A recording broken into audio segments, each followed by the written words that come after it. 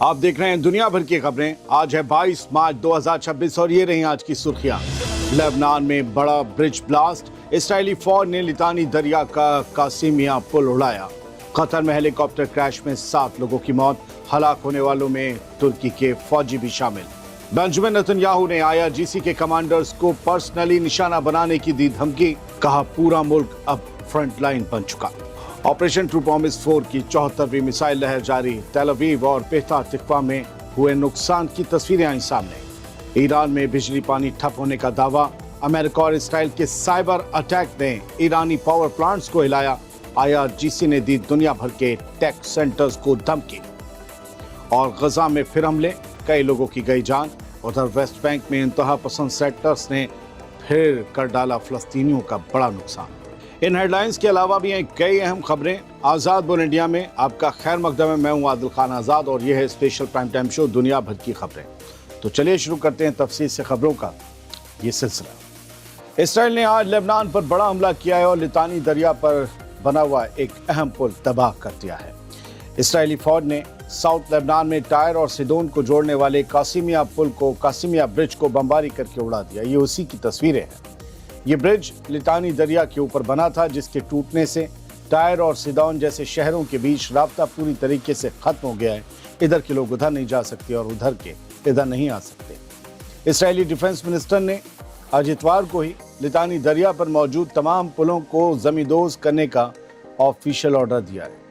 इस हमले की वजह से टायर जिले के कई गांवों का कांटेक्ट अपने पड़ोसी शहरों से टूट गया है, जिससे सिविलियंस की जिंदगी बुरी तरह से मुतासिर हुई है। इसराइल का दावा है कि यह हमला हिजबुल्लाह की सप्लाई लाइन को काटने के लिए किया गया है, लेकिन इससे आम लोगों की मुश्किलें बढ़ गई। सोचिए, किसी गांव, कस्बे और शहर में हिजबुल्लाह के कितने लड़ाके हों? दर्जन, सैकड़ों। और एक पुल लाखों करोड़ों लोगों को जोड़ता है। चलो आबादी कम है तो हजारों और लाखों लोगों को जोड़ता है। इनका ख्याल नहीं किया जाता, जबकि पुल उड़ाना वॉर क्राइम्स में आता है। आप कांटेक्ट नहीं तोड़ सकते लोगों का।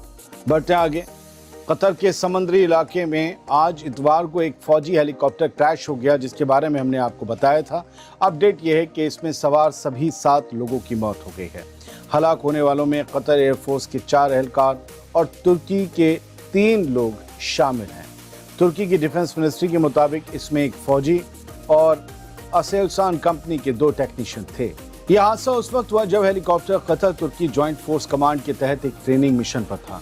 शुरुआती जांच और कतरी डिफेंस मिनिस्ट्री के बयान के मुताबिक हादसा टेक्निकल खराबी की वजह से हुआ है। कतर की मिनिस्ट्री ऑफ इंटीरियर ने तस्दीक की है कि रेस्क्यू ऑपरेशन के बाद सभी 7 लाशों और हेलीकॉप्टर के मलबे को बरामद कर लिया गया है। बेंजामिन नेतन्याहू ने आज इतवार को उन इलाकों का दौरा किया जहां कल ईरानी मिसाइलों ने भारी तबाही मचाई थी। उसने अराद में मलबे का मुआयना करते हुए कहा कि वो IRGC के सीनियर कमांडर्स को पर्सनली देख लेगा, छोड़ेगा नहीं, यानी कत्ल करने की धमकी दी है। वॉर क्रिमिनल होने के इल्जाम झेल रहे नेतन्याहू ने ईरानी रेवोल्यूशनरी गार्ड्स को एक क्रिमिनल गैंग करार दिया है और धमकी दी कि इसराइल अब उनके लीडर्स, ठिकानों, माली एसेट्स यानी इकोनॉमिक एसेट्स को सीधे निशाना बनाएगा। कल रात हुए हमलों में अराद और डिमोना में 100 से ज़्यादा इसराइली जख्मी हुए, जिनमें कई बच्चे शामिल हैं। डिमोना वही शहर है जहां इसराइल का न्यूक्लियर रिएक्टर मौजूद है। इसे मिनी इंडिया भी कहते हैं डिमोना को। यहाँ 6,500-7 हज़ार इंडियंस भी रहते हैं। इसराइली एयरफोर्स ने तस्दीक की है कि वो उन 2 बैलिस्टिक मिसाइलों को इंटरसेप्ट करने में नाकाम रहे जिन्होंने रिहायशी इलाकों में सीधा हिट किया, यानी बाकी कौम ने इंटरसेप्ट कर लिया। ये नेतन्याहू का कहना है। नेतन्याहू ने इसराइल के लोगों को सख्त हिदायत दी है कि सायरन बजते ही फ़ौरन शेल्टर में जाएं, क्योंकि अब पूरा मुल्क एक फ्रंट लाइन, एक जंगी मोर्चा बन चुका है। ये दौरा ऐसे वक्त में हुआ है जब अमेरिका और इसराइल मिलकर ईरान के खिलाफ ऑपरेशन रोलिंग लॉइन चला रहे हैं, एपिक फ्यूरी चला रहे हैं। यहाँ नेतन्याहू ने अपनी आवाम से एक और बात कही कि देखिए, हम आपको अलार्म दे सकते हैं, लेकिन आपको बचा नहीं सकते अगर आप शेल्टर में नहीं जाएंगे। ज़िंदगी बचाना, लगता है कि कुछ लोगों की मौत हुई है जिन्हें छुपाया जा रहा है, क्योंकि ये बात वहाँ खड़े होकर कहना कुछ तो इशारे करता है। खैर, बढ़ते हैं आगे। ईरान से सख्त मैसेज आया है। ईरानी फौज ने 22 मार्च को ऑपरेशन ट्रू प्रॉमिस 4 की 74वीं लहर के तहत अमेरिका और इसराइल के कई ठिकानों पर बैलिस्टिक मिसाइलें और सुसाइड ड्रोन से हमला किया। इस हमले में अमेरिका का प्रिंस सुल्तान एयरबेस जो सऊदी अरब में है वो, और बहरीन में यूएस नेवी की 5th फ्लीट का जो हेडक्वार्टर है वहाँ, और कोमाला के ठिकानों को इमाद, फतह और क़याम मिसाइलों से निशाना बनाया गया है। ईरान का दावा है कि इसराइल के अंदर तेल अवीव, पेता टिक्वा, होलोन और रामत गान में मौजूद फौजी और सिक्योरिटी सेंटर्स को खैबर शिकन और खुर्रम शहर 4 मिसाइलों से तबाह कर दिया गया। ये ईरान का दावा है। ईरानी मिलिट्री का ये भी दावा है कि ये हमला नए टैक्टिक्स और अपग्रेडेड सिस्टम के जरिए पहले से तयशुदा प्लान के मुताबिक अंजाम दिया गया है। इस कार्रवाई में कद्र और भारी वजन वाली मिसाइलों के सीधे हिट से, डायरेक्ट हिट से इसराइल के मरकजी और साउथ के इलाकों में भारी तबाही की खबर है। अमेरिका और इसराइल के हमलों ने ईरान के बिजली और पानी के निज़ाम को हिला कर रख दिया है, जिससे पूरे मुल्क में बुनियादी सहूलतों की भारी कमी यानी शॉर्टेज पैदा हो गई है। आज 22 मार्च 2026 की शाम ईरान के एनर्जी मिनिस्टर अब्बास अली आबादी ने तस्दीक की है कि मुल्क के बेहद अहम ठिकानों को इन हमलों में ज़बरदस्त नुकसान पहुँचा है।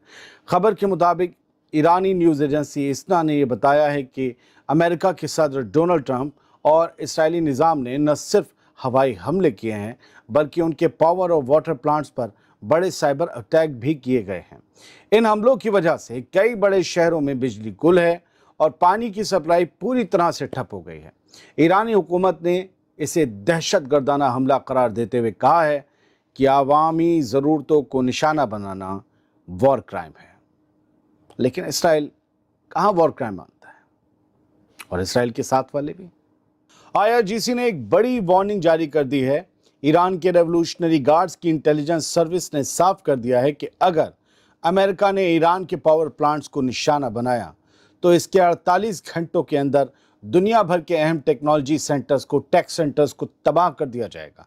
हमला नहीं किया जाएगा, तबाह कर दिया जाएगा, ये ईरान का IRGC का कहना है। ये बयान डोनाल्ड ट्रंप की उस धमकी के जवाब में आया है जिसमें उन्होंने स्ट्रेट ऑफ हॉर्मुज़ ना खोलने पर ईरान के बिजली घरों को मिटा देने की बात कही थी। IRGC ने इतवार को एक्स पर पोस्ट के जरिए दावा किया कि 28 फरवरी से अब तक ईरानी फौज ने स्ट्रेट ऑफ हॉर्मुज़ पर अपनी पकड़ मजबूत कर ली है। ईरान का कहना है कि उनकी कार्रवाई की वजह से अमेरिका को इस रीजन में अपने कई मिलिट्री बेस खाली करने पर मजबूर होना पड़ा है। ईरान कह रहा है कि अमेरिका के अड्डे खाली हो रहे हैं या वहाँ से अमेरिकी निकलेंगे। इंटेलिजेंस रिपोर्ट के मुताबिक इसराइल के कई टेक्निकल सेंटर्स को पहले ही भारी नुकसान पहुँचाया जा चुका है और अब हमले का दायरा इस खित्ते के बाहर तक फैलाया जाएगा अगर IRGC की धमकी को सीरियसली लिया जाए तो। इस ताज़ा एस्केलेशन ने ग्लोबल IT और टेक इंडस्ट्री के लिए एक बड़ा खतरा पैदा कर दिया है। ईरानी फौज ने आज इतवार को साउथ कोस्ट पर हॉर्मुज़ आइलैंड के पास दुश्मन के एक F-15 फाइटर जेट को मार गिराने का दावा किया। ये खबर हमने आपको पहले दिखाई थी, लेकिन अब ईरान के मीडिया में बाकायदा इसे छापा गया है। ईरानी एयर डिफेंस के जॉइंट हेडक्वार्टर के मुताबिक इस घुसपैठिए या इंट्रूडिंग जंगी जहाज़ को पहले ट्रैक किया गया और फिर ज़मीन से हवा में मार करने वाली मिसाइल से, सरफेस टू एयर मिसाइल से उसे निशाना बनाया गया। ईरान की तस्नीम न्यूज़ एजेंसी ने खबर दी है कि इस फाइटर जेट ने निशाना बनने से पहले एक मिसाइल भी फायर की थी जिसे ईरानी डिफेंस सिस्टम ने नाकाम कर दिया। सोशल मीडिया और ईरानी न्यूज़ चैनल्स पर इस हमले के वीडियो फुटेज भी जारी किए गए हैं जिसमें मिसाइल को जेट से टकराते हुए देखा जा सकता है। अभी तक इस बात की तस्दीक नहीं हो सकी है कि ये जेट अमेरिका का था या इसराइल का, और ना ही पायलट के बारे में कोई पुख्ता जानकारी मिल पाई है।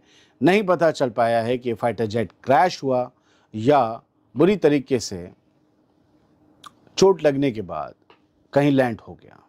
कुछ खबरें और हेडलाइंस यहाँ से। तुर्की ने कोशिशें शुरू कर दी हैं ताकि ये जंग जो ईरान की चल रही है इसे ख़त्म करवाया जा सके। तुर्की के फॉरेन मिनिस्टर हकान फिदान ने अपने हम मनसबों से, कई मुल्क के जो उनके फॉरेन मिनिस्टर्स हैं, हम मनसब हैं, उनके काउंटर पार्ट्स हैं, उनसे बात की है।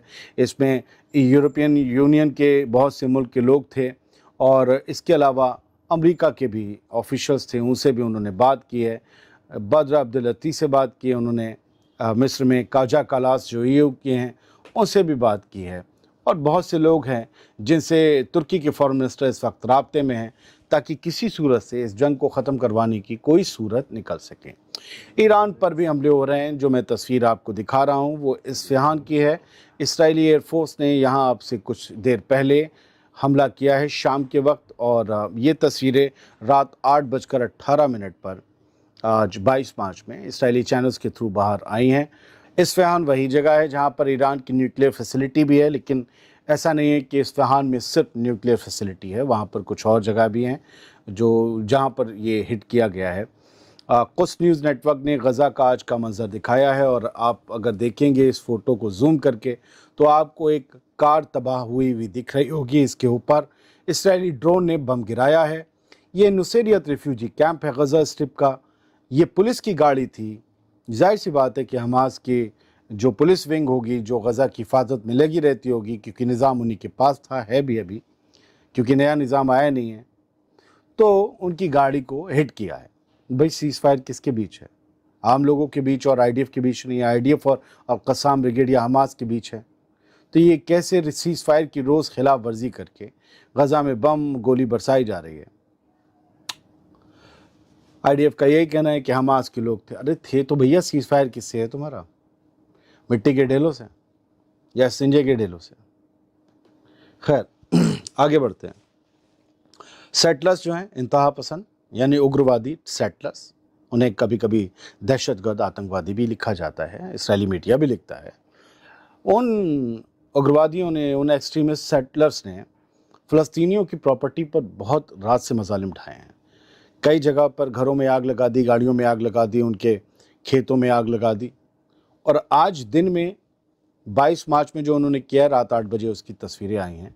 आप देख रहे हैं कि उन्होंने कई गाड़ियों में आग लगाई है।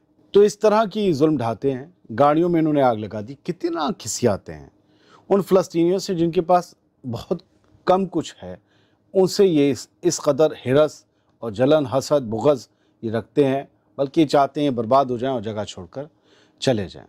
हिज़्बुल्लाह लगातार हमले कर रहा है। उसने फिर से हमले किए हैं इसराइली डिफेंस फोर्स के ख़िलाफ़ सदर्न बॉर्डर पर, और उसने दावे किए हैं कि हमने फ़ौजियों की चौकियों पर हमले किए हैं, फ़ौजियों पर हमले किए, उन्हें पीछे हटने पर मजबूर कर दिया है।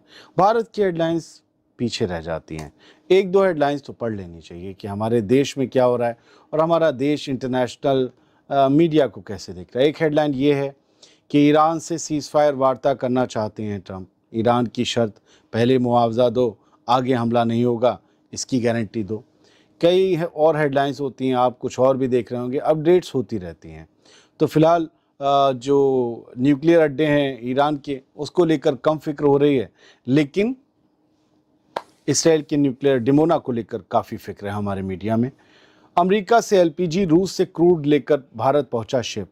गैस, कच्चा तेल लेकर 5 जहाज़ भारत आ चुके। फारस की खाड़ी में खड़े 22 जहाज़ बिल्कुल सुरक्षित हैं, महफूज हैं।